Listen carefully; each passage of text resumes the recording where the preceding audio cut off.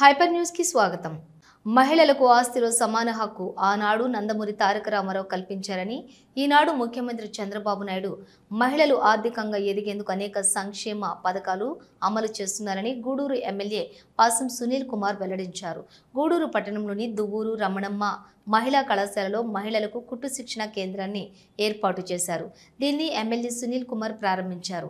MLA Sunil Kumar మాట్లాడుతూ మహిళలు ఉన్నత స్థాయికి ఎదగాలని, ఆనాడు నందమూరి తారక రామారావు ఆస్తిలో సమాన హక్కు కల్పించారని, ఇప్పుడు ముఖ్యమంత్రి చంద్రబాబు నాయుడు మహిళల కొరకు అనేక సంక్షేమ పథకాలు అమలు చేస్తున్నారని గుర్తు చేశారు. కుట్టు శిక్షణ పూర్తి చేసుకుని మంచి నైపుణ్యం పొందిన వారికి ప్రభుత్వం ఉచితంగా కుట్టు మిషన్లను అందిస్తుందని తెలిపారు. ప్రభుత్వం అందించిన ఈ కుట్టు మిషన్ల ద్వారా వ్యాపారం చేసుకుని మహిళలు ఆర్థికంగా ఎదగాలని సూచించారు. ఈ కార్యక్రమంలోని కమిషనర్ వెంకటేశ్వర్లు, నాయకులు బిల్లు చెంచురామయ్య, మస్తాన్ నాయుడు, రహీం, చంద్రమౌళి తదితరులు పాల్గొన్నారు.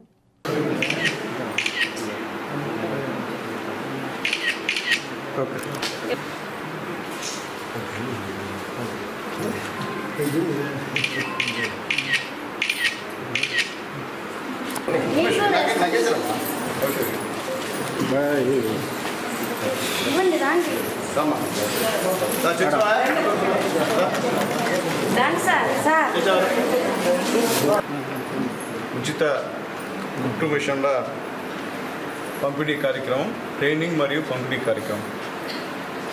మన ముఖ్యమంత్రి నారా చంద్రబాబు నాయుడు గారు ముఖ్యమంత్రి అయిన తర్వాత, పవన్ కళ్యాణ్ గారు ముఖ్యమంత్రి అయిన తర్వాత, మోడీ గారు ప్రధానమంత్రి అయిన తర్వాత, మా లోకేష్ బాబు గారు ఎడ్యుకేషన్ మినిస్టర్ అయిన తర్వాత మొట్టమొదటిసారిగా బీసీ కార్పొరేషన్ ద్వారా మహిళలకి ఒక్కొక్కరికి 7,000 రూపాయలు విలువ చేసే కుట్టు మిషన్లు ఇవ్వాలనేటువంటి ప్రతిపాదనని పెట్టారు బీసీ వెల్ఫేర్ మినిస్టర్ గారు.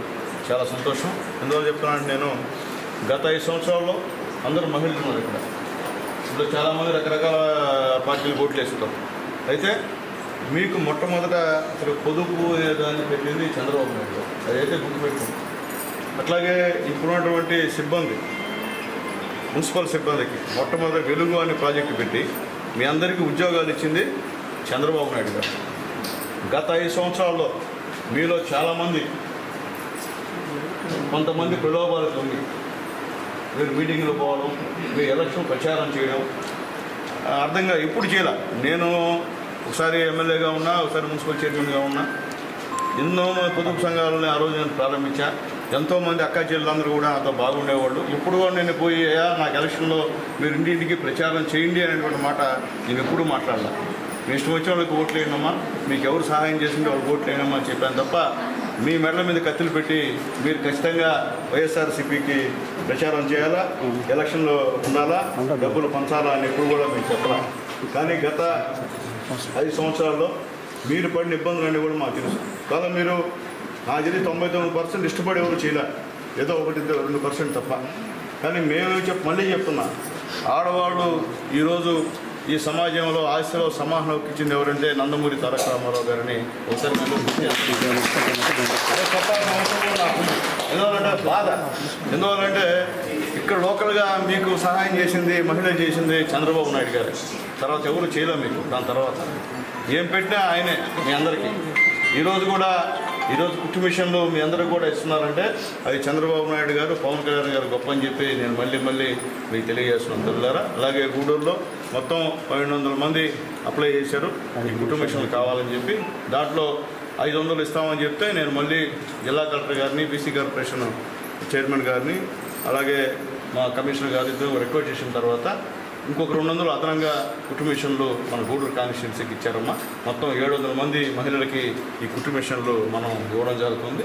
అలాగే ఇచ్చే ముందు శిక్షణ ఇవ్వాల్సినటువంటి ధర్మం, ఏదో ఇచ్చేసాం పోయేసామని కాకుండా ఖచ్చితంగా దాన్ని మీరు వాడుకోవాలా. ఇంట్లో తీసుకుపోయి పక్కన వేయడం కాదు. దీనివల్ల ఉపాధి, స్వయం ఉపాధి, ఎవరి మీద ఆధారపడకుండా మీలో మీరు చుట్టుపక్కల వాళ్ళ బట్టలు ఉండడం కానివ్వండి, లేదా రెడీమేడ్ గార్మెంట్స్ తయారు చేయడం కానీ, దాంట్లో మీరు కూడా బాగా తర్ఫీదయ్యి రాబోయే రోజుల్లో మంచి పెద్ద షాపింగ్ మాల్స్ కూడా కట్టాల్సిన అవసరం ఉంది. అలాగే కొన్ని షాపింగ్ మాల్స్కి మీరు కూడా మీ దగ్గర నుంచి గుడ్డలు కూడా అక్కడ పంపించాల్సిన అవసరం కూడా ఉందని చెప్పి మీకు తెలియజేస్తున్నాం. బాబు అసత్య ప్రచారాలు మానుకోవాలని గూడూరు ఎమ్మెల్యే పాసం సునీల్ కుమార్ కోరారు. గూడూరు పట్టణంలోని ఎమ్మెల్యే క్యాంపు కార్యాలయంలో జరిగిన విలేకరుల సమావేశంలో ఎమ్మెల్యే సునీల్ కుమార్ మాట్లాడుతూ ప్రతిపక్ష నాయకులు క్రిక్ సిటీ సైజులో భూములు కోల్పోయిన రైతులకు అన్యాయం జరుగుతుందని అసత్య ప్రచారాలు చేస్తున్నాయని అన్నారు. గతంలోని 1 నుంచి 2 లక్షల రూపాయల భూములు విలువ ఉండగా ఈ రోజు వరకు 8 లక్షల రూపాయలు నష్టపరిహారం ప్రభుత్వం చెల్లిస్తుందని అన్నారు. వ్యవసాయం చేసుకుంటున్న రైతులకు కూడా నష్టపరిహారం చెల్లిస్తున్నామని అసత్య ప్రచారాలు మానుకోవాలని కోరారు. రాజీనామా చేసిన కోట టీడీపీ మండల అధ్యక్షులను త్వరలోనే పార్టీలోకి తీసుకువస్తామని, వారికి తగిన గుర్తింపు ఇచ్చామని, పార్టీని కష్టపడి పనిచేసినటువంటి వారిని ఎప్పుడు కూడా వదులుకోమని పేర్కొన్నారు. ఈ సమావేశంలోని శీలం కిరణ్ కుమార్, పులిమి శ్రీనివాసులు, వెంకటేశ్వరరాజు, బిల్లు చెంచురామయ్య, రవీందర్ రెడ్డి, ఇజ్రాయిలు, పెంచలయ్య, సురేంద్ర తదితరులు పాల్గొన్నారు.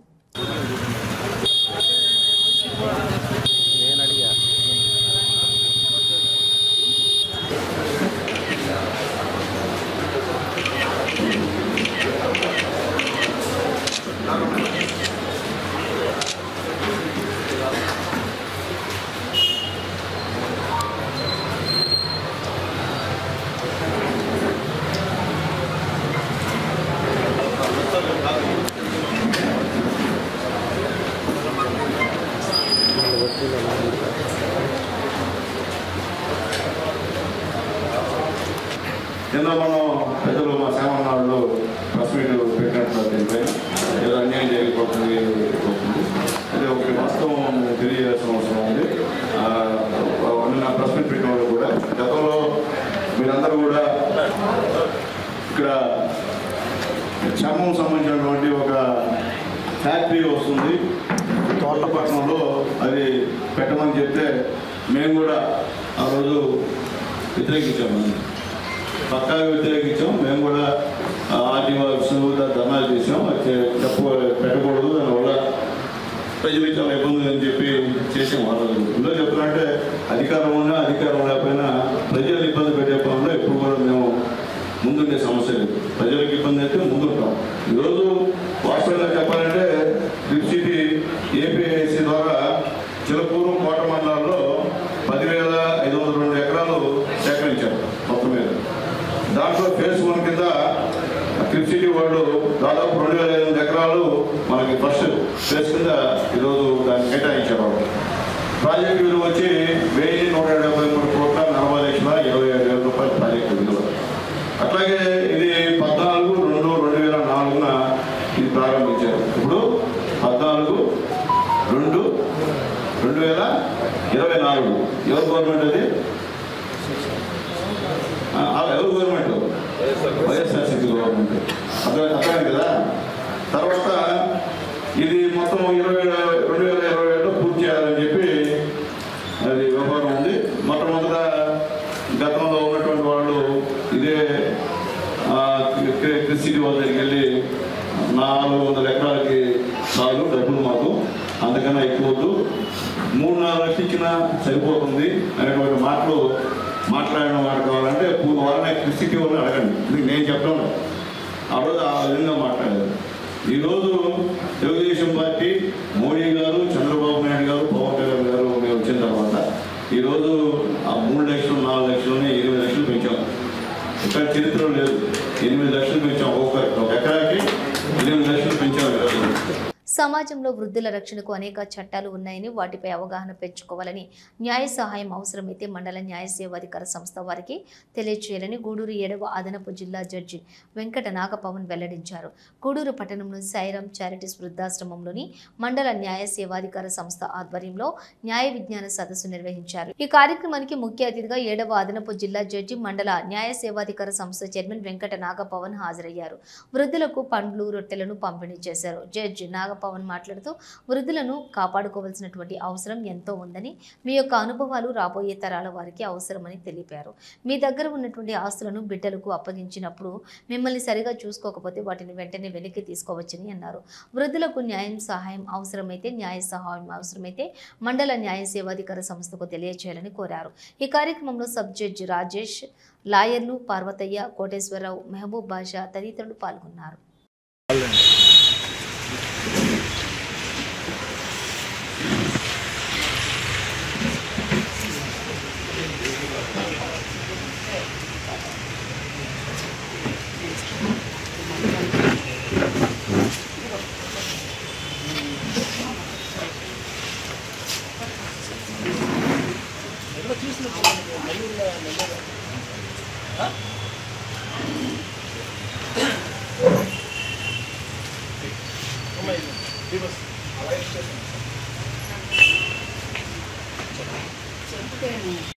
నిర్వహించడానికి మనకి అవకాశం ఇచ్చిన నిర్వాహకులు ధన్యవాదాలు. ఇక్కడ మనకి ఏమంటే మన శాస్త్ర ప్రకారం కానీ మన రాజ్యాంగం ప్రకారం కానీ మనకేమని చెప్తున్నారంటే కొంతమందిని రక్షించాల్సిన బాధ్యత మొత్తం సమాజం మీద ఉంది. అందులో మహిళలు, తర్వాత పిల్లలు, వృద్ధులు, గోవులు, బ్రాహ్మణులు, ఇది శాస్త్రంలో చెప్తూ ఉన్నారు. అలా విధంగా రాజ్యాంగంలో కూడా మహిళలను రక్షించడానికి కొన్ని వాళ్ళకి ప్రాథమిక హక్కులు ఇచ్చారు. ఆర్టికల్ 15 క్లాస్ 3 కాన్స్టిట్యూషన్లో మహిళలు, పిల్లల్ని కాపాడడానికి ప్రత్యేకమైన ఏర్పాట్లు చేయొచ్చు అని చెప్తున్నారు. అలానే ఆదేశిక సూత్రాలు, డైరెక్టివ్ ప్రిన్సిపల్స్ అంటాం, అందులో కూడా రాజ్యం ఏ విధంగా నిర్వహించాలి, ఏ పాలసీస్ చేయాలి అందులో కూడా చెప్పున్నారు. మహిళల్ని, పిల్లల్ని రక్షించడానికి ప్రత్యేకమైన ఏర్పాట్లు చేయొచ్చు. అలాగే వృద్ధుల్ని రక్షించడానికి, గోవుల్ని రక్షించడానికి. ఎందుకు రక్షించాలి వృద్ధుల్ని? వృద్ధులు ఎంతో జ్ఞానాన్ని సంపాదించుంటారు, మీ అనుభవాలు ఎన్నో సంపాదించుంటారు. తర్వాత వచ్చే తరాలకి మీ యొక్క మార్గదర్శకత్వం అనేది అవసరం ఉంటుంది. అలానే మహిళలు, చిన్నపిల్లలు, వీళ్ళని రక్షించాల్సిన బాధ్యత సమాజం మొత్తం మీద ఆధారపడి ఉంది, రాజ్యం మీద ఆధారపడి ఉంది. రాజ్యాంగం అదే చెప్తుంది. కాబట్టి వీళ్ళని రక్షించడానికి కొన్ని చట్టాలు అనేది పార్లమెంట్ కానీ శాసనసభలు చేస్తూ వస్తూ ఉన్నాయి. అందులో భాగంగా సార్ చెప్పారు, తల్లిదండ్రుల్ని తర్వాత వృద్ధుల్ని రక్షించడానికి ఒక చట్టం అనేది తీసుకొచ్చారు.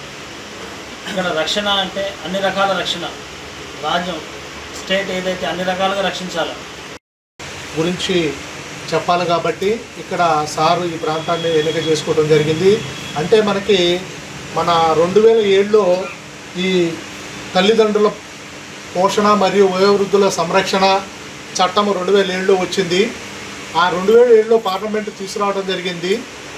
దానికి ముందు మనకేమనంటే భరణం పొందాలంటే మొట్టమొదటిసారిగా మనకి మన అడాప్షన్ అండ్ మెయింటెనెన్స్ యాక్ట్ కింద మొట్టమొదటిసారిగా ఒక సూట్ వేసుకొని ఆ సూట్ ద్వారా అంటే దావా ద్వారా భరణం పొందేటువంటి అవకాశం ఉండేది ఫస్ట్. ఆ తదనంతరము మనము సిఆర్పిసిలో ఉన్నటువంటి సెక్షన్ 125 కింద భరణం పొందడం అనేది జరుగుతుంది.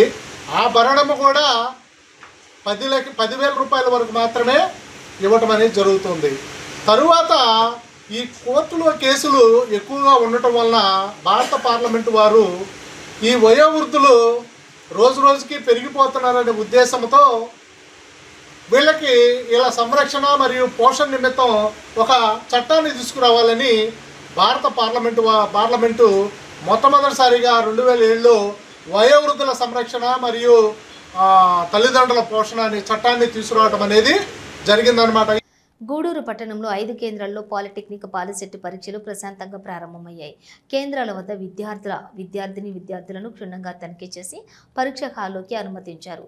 తల్లిదండ్రులు పిల్లలను పరీక్ష కేంద్రాల వద్దకు తీసుకుని వచ్చి పరీక్ష బాగా రాయాలని తెలియజేశారు.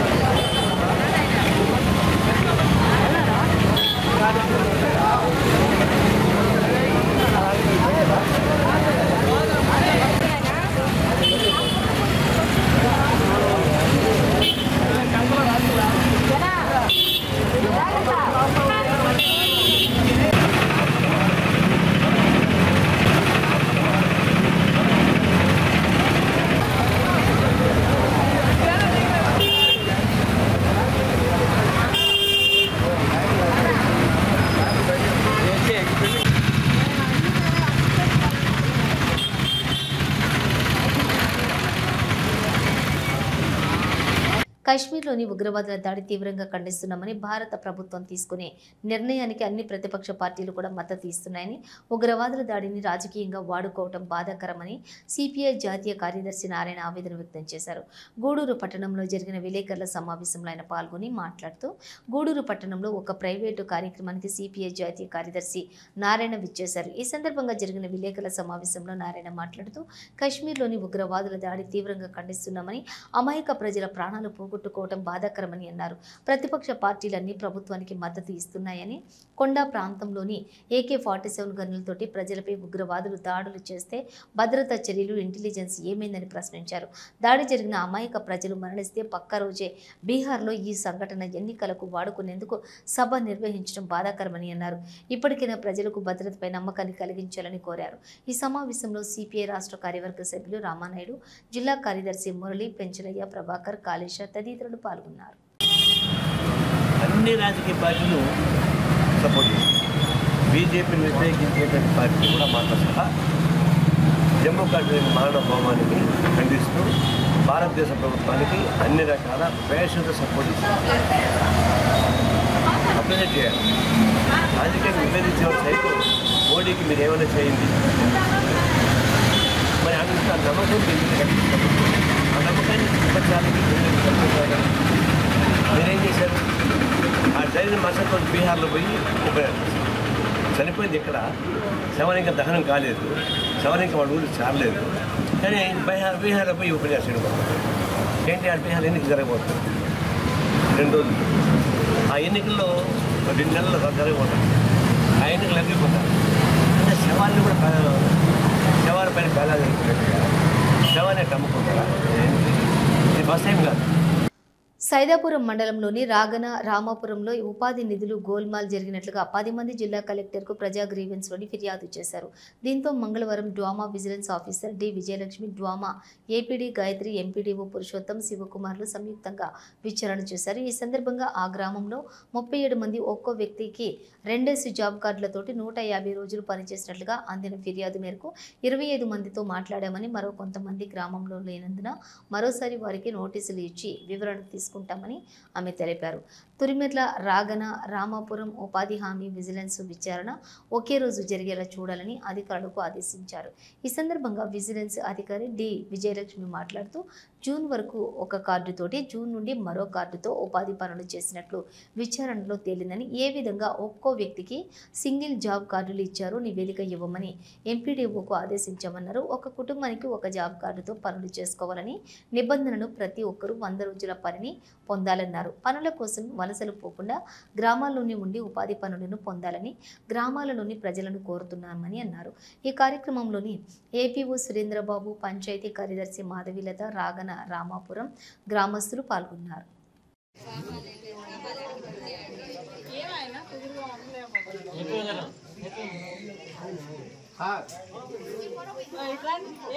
మీటింగ్ పెట్టారా?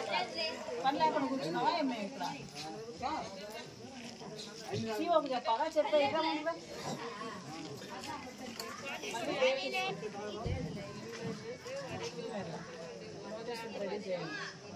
DTF social auditing.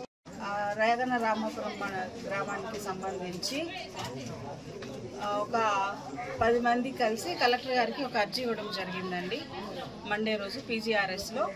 దానిలో విషయం ఏంటంటే, ఈ గ్రామంలో ఒక 37 మంది పేర్లు ఇవ్వడం జరిగింది. ఆ 37 మంది కూడా 2 జాబ్ కార్డ్స్లో, అంటే ఒక వ్యక్తికి మనము ఒక ఆర్థిక సంవత్సరంలో ఒక కుటుంబానికి 100 రోజుల పని కల్పిస్తాం. ఒక కుటుంబానికి, ఒక వ్యక్తికి కాదు. అయితే ఈ గ్రామంలో ఒక వ్యక్తే 2 కార్డులు తీసుకొని, అంటే జూన్ వరకు ఒక కార్డు అది డిలీట్ చేసేసారు. ఆ కార్డులో కొన్ని రోజులు పనిచేశారు. మళ్ళీ జూన్ తర్వాత ఒక కార్డు తీసుకున్నారు. దానిలో మళ్ళీ కొన్ని రోజులు పనిచేయడం జరిగింది. అదేవిధంగా చూసుకున్నట్లయితే ఒక్కొక్క వ్యక్తి 120 రోజులు, 130 రోజులు, 150 రోజులు కూడా పనిచేస్తున్నట్లుగా కంప్లైంట్ అనేది కలెక్టర్ గారికి ఇవ్వడం జరిగింది. దానికి సంబంధించి ఎంక్వైరీ కోసము ఈ గ్రామంలోకి వచ్చి వాళ్ళందరితో కూడా మాట్లాడడం జరిగిందండి. అవుట్ ఆఫ్ 37 25 మందితోటి మేము ఈరోజు మాట్లాడాము. మిగిలిన వాళ్ళు వేరే వేరే ఊళ్ళకి వెళ్ళి ఉన్నారు కాబట్టి అందుబాటులో లేరని చెప్పడం జరిగింది. గూడూరు పట్టణంలోని త్యాగరాజ వీధిలో ఉన్నటువంటి శ్రీ మీనాక్షి దేవి సమేత సోమేశ్వర ఆలయంలో శివపార్వతులకు విశేష అలంకరణ ఏర్పాటు చేసి ప్రత్యేక పూజలు నిర్వహించారు. అనంతరం అన్నదాన కార్యక్రమం ఏర్పాటు చేశారు. భక్తులు స్వామివారిని అమ్మవారిని దర్శించుకుని అన్నప్రసాదాలు స్వీకరించారు. అర్చకులు మాట్లాడుతూ దాతల సహకారంతో ప్రతి బుధవారం అన్నదాన కార్యక్రమం జరుగుతుందని భక్తులందరూ పాల్గొనాలని కోరారు.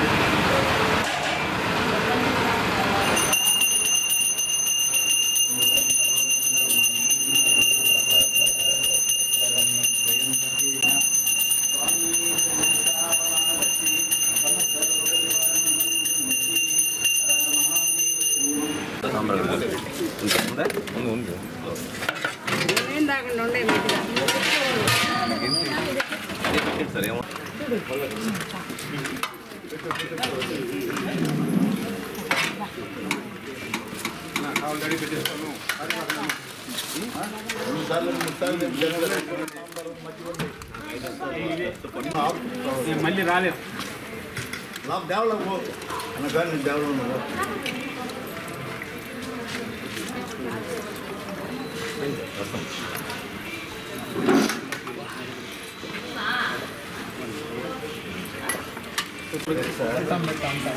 రసం సాంబార్ మంచిదే కదా.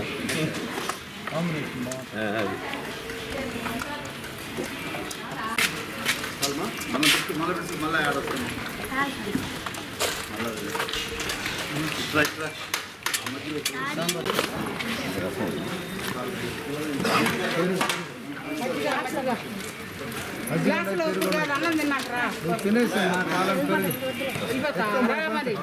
గ్లాస్లో ఎక్కువ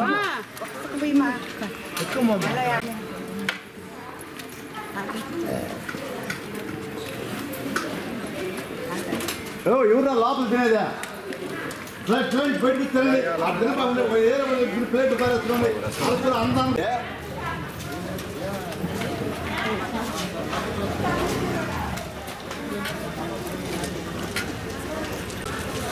అమ్మా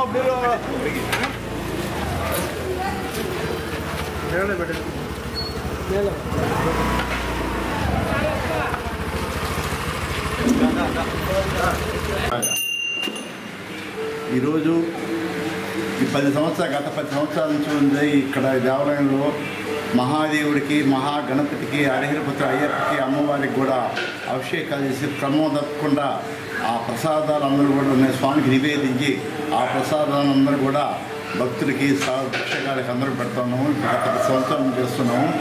ఒక్కరోజు 150 మంది వస్తారు. ఈరోజు ఉభయకర్త కృష్ణయ్య గారు చల్లా కృష్ణయ్య గారు ఒక కూతురు శాంతమ్మ గారు సుధీర్ గారు రవిక్త భవేష్ బాబు గారు ఈరోజు అనుకుంటున్నప్పుడు ఎన్ఆర్ఐ అమెరికా నుంచి వచ్చారు. ఎన్ఆర్ఐ ఈరోజు ఈ దేవాలయ ప్రాసెస్ను కనుక్కొని ఈ దేవాలయ ప్రతి సంవత్సరం వచ్చినప్పుడల్లా అన్నదానం తీసుకుంటారు. అదేవిధంగా క్రమం తప్పుకుంటే ఈరోజు కూడా ఆ కృష్ణయ్య గారు లక్ష్మమ్మ అందరూ కూడా ఈరోజు అన్నసంతర్పణ చేస్తారు. వారికి వాళ్ళ కుటుంబాలకు ఆయుర ఆరోగ్యాలు జరగాలి. అదేవిధంగా ప్రతి బుధవారం కూడా ఈ అన్నసంతర్పణ జరుగుతుంది. ఇది మహిమాన్వితమైన జ్యోతిర్లింగం. ఇది బ్రహ్మసూత్రమైన శివలింగం కాబట్టి ప్రతి ఒక్కరు తాకొచ్చు, దండం పెట్టుకోవచ్చు, అభిషేకం చేసుకోవచ్చు. కాబట్టి వాళ్ళ కోరికలు తీరే కుంభబంగారం కాబట్టి ప్రతి ఒక్కరు కూడా ఈ దేవస్థానానికి వచ్చి అభిషేకాలు అర్చన ఫ్రీగా చేసుకోవచ్చు. అదేవిధంగా బుధవారం శుక్రవారం అన్నసంతర్పణ ఉంది. ఈ అన్నసంతర్పణ మీరు అందరూ కూడా పాల్గొని ఈ అన్నసంతర్పణకి ప్రథమ దాతగా కీర్తిశేషులు గంగపట్నం దశరథనాథ్ గారి ఫస్ట్ అన్నసంతర్పణ మొదలుపెట్టాడు. ఇప్పుడు గత 9 సంవత్సరాలు అండి. అదేవిధంగా ప్రతి బుధవారం కూడా పేదలకి 200 మందికి 150 మందికి అన్నం పెడుతున్నాము. ఈ వచ్చిన అన్నసంతర్పణ సహాయం చేసిన వాళ్ళందరూ కూడా వాళ్ళ కుటుంబాలకి ఆయుర ఆరోగ్య ఔషధాలు కలగాలని ప్రార్థిస్తున్నాం. సేవ ముఖ్యంగా ఇవి బులెటిన్ డీటెయిల్స్ చూస్తూనే ఉండండి హైపర్ న్యూస్.